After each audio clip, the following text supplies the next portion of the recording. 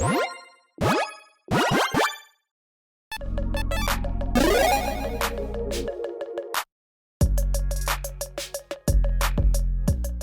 everyone, Mitch coming in from the Commander Scores studio. Welcome to the show. Well, on today's episode, we're going to be discussing the question, did Wizards really fail pretty hard recently? I mean, this is a longer question than I initially intended to ask, but I should have said, basically, did Wizards fail with Aftermath? There we go. That's the question, because this could be a very, very, very impactful potential failure because it can have long-reaching consequences. So let's talk about the actual set really quick, if you can really call it that. It's kind of like a mini injection of cards, I guess you could say. March of the Machine, the Aftermath is just like 50 or so cards kind of just thrown out there and just, hey, these are now, I believe, legal in Standard. Obviously legal in Commander and other Eternal formats as well. And these are kind of just like additions to the Aftermath, or to the March of the Machine set, essentially. That being said, the way that the spoiler season went for it was kind of bungled in a way. They apparently didn't really kind of release all that much information to LGSs on what this will be about. So them trying to buy product for it was quite strange and difficult and a different experience from what I've heard for LGSs. And also, when it came to the actual, spoiler season, there was a leak issue, a major leak issue. And when they set this small, apparently one person got their hands on a couple of, booster, not collector booster boxes, but like fat packs or whatever they were. Essentially, they got their hands on just a couple of packs, essentially, and basically spoiled the entire set. They leaked the entire set, essentially, ahead of time.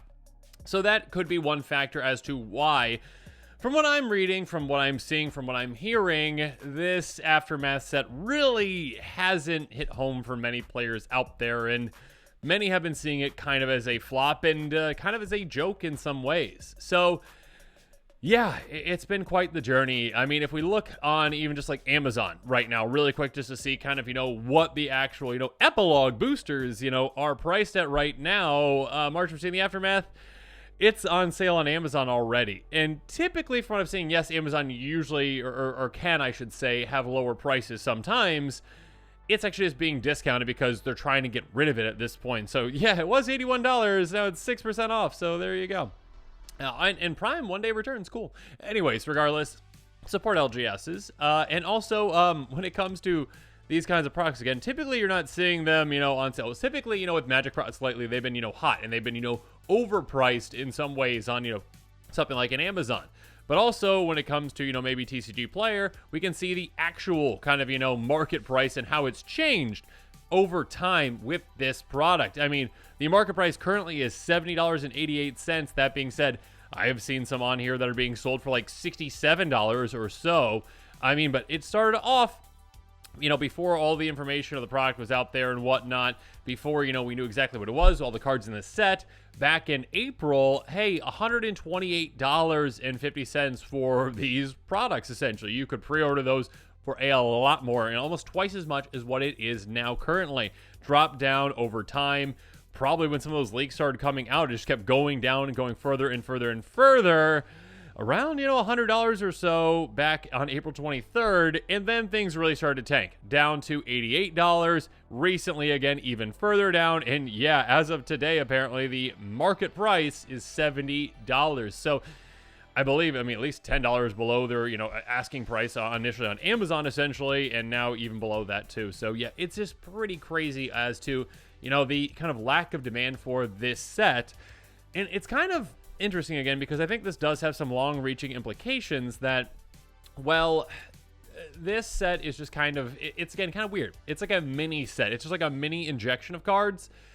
And I think we kind of ran into a similar problem as we did toward the end of year last year, which, to Wizards' credit, kind of came about with certain sets being pushed back based on, supply issues or whatnot. Like, Unfinity, I believe, was one of the examples, essentially, where they just had literally spoiler season after spoiler season after spoiler season, just inundating us with an absurd amount of cards, where spoiler seasons weren't really special anymore because it's like Christmas every day. And when it's Christmas every day, no one cares about Christmas anymore. That's just an example. Not always just Christmas, but you know what I mean. Essentially, hey, we're going to have something special. Before this other set even comes out, here's something else special to look at. Look at this other shiny thing over here. Oh, they're here. It's just like Wizard just needs constant attention. And that might not be the actual, purpose of these like mini injection sets, but it kind of seemed that way where it's like, oh, okay, yeah. And maybe again, it's because spoiler season was somewhat bungled because, hey, it was leaked a little bit earlier probably than they wanted to. That being said, the pacing between sets has gotten, closer and closer and closer, so things have gotten crazier. And also, when it comes to what the appeal for this set is, there have been some things said, about how Standard could be improved. Again, Standard is moving to a 3-year rotation. We haven't seen an episode on that. Make sure you check that out. But yeah, Standard's moving to a 3-year rotation. So adding in these like little injection sets, I think Saffron was one who said it could be a beneficial thing to kind of, solve certain issues in the format, to, maybe make certain new archetypes in the format. A little injection of cards could be good so they can kind of adjust as they go. That could be quite nice. Also, again, for a, massive set like March Machine, there's certain characters that didn't get their time in the, spotlight, essentially. It's nice to kind of see them in the other one. That being said, when it comes to that as well, if you are kind of focusing on Standard, not that legendary creatures don't have a place in Standard, they do, but if Wizards is being honest, I mean, hey, when you're putting an absurd amount of legendary creatures in a single set, you're probably really trying to appeal to Commander players, because Commander players are the, biggest. Out of all the formats, Commander is the biggest. So therefore, hey, throw Commanders in there and people will buy it, is usually how Wizards kind of tries to do certain products these days. Even if, again, the product is made for, I mean, again, if they're going to say it's focused on Standard, they're still going to throw some Planeswalkers in there. Or sorry, Planeswalkers. They're going to throw some Commanders in there, as well as some Commander reprints, like a Training Grounds, essentially, right? An expensive Commander reprint to try to incentivize Commander players to buy that product as well. So I think really, I mean, again, I can see a benefit to these small injection sets in the future. I think it does need to be handled in a better way. I again think that the pacing when it comes to these sets still needs to slow down, Wizards. You can't just have a set coming out, people not even getting the cards in their hands yet to play with, and being like, wait, here's something else, wait, here's something else, wait, here's something else. Just like decision paralysis for every player, essentially. Like, oh, I should build this commander deck because, oh, it's exciting and new. Oh, wait, a new commander that does basically the exact same thing with slightly better skill. Oh, wait. Another set coming out in 5 months. They just spoiled something like that too. All these first looks, all these other things, they're nice to see the cards in advance, but I think it really kind of needs to go back to where there are distinct spoiler seasons, where there aren't just... I mean, every other week we are getting, not even every other week, like literally every week it seems like we are getting a brand new card. And when you have, 500 commanders coming out in a year, Wizards is incentivizing themselves in a way to just have an absurd amount of, spoilers throughout the year. Because they're like, oh, wait, look at this new one. Build a deck around this one. They need to slow down. They need to kind of focus, in my opinion, on what these, injection sets need to be. These small sets that I think can be beneficial. Again, for a format like Standard, I'm not an expert on Standard, but, Saffron Olive I definitely trust when it comes to Standard content and Standard opinions. But yeah, hey, if these sets are going to be more benefiting a Standard format that they are trying to bring players into, because they are extending it to 3 years. They're trying to make it less. I mean, it is a rotating format still, but, the rotation hit less hard, essentially, so you can hold on to your cards longer. And these injection sets could be nice, again, to try to fix certain things in the format since you are making it longer.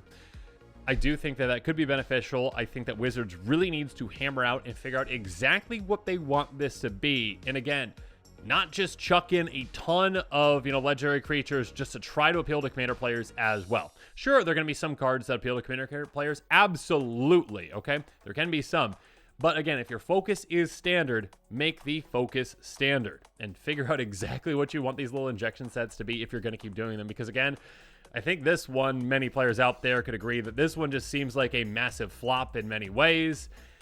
And yeah, because of that, I do think that they're going to have a hard time really selling the next one. They're going to have to really hit that one out of the park if they're going to do this again to actually kind of get the ball rolling for these little injection sets. And they might not ever recover kind of, with the actual, just massive flop that this one has been from that, kind of distaste in players' mouths with this one. So we shall see. And maybe players kind of, come around to it. I know there are certain commanders out there from these set or from this set that many players have been enjoying, that are excited about.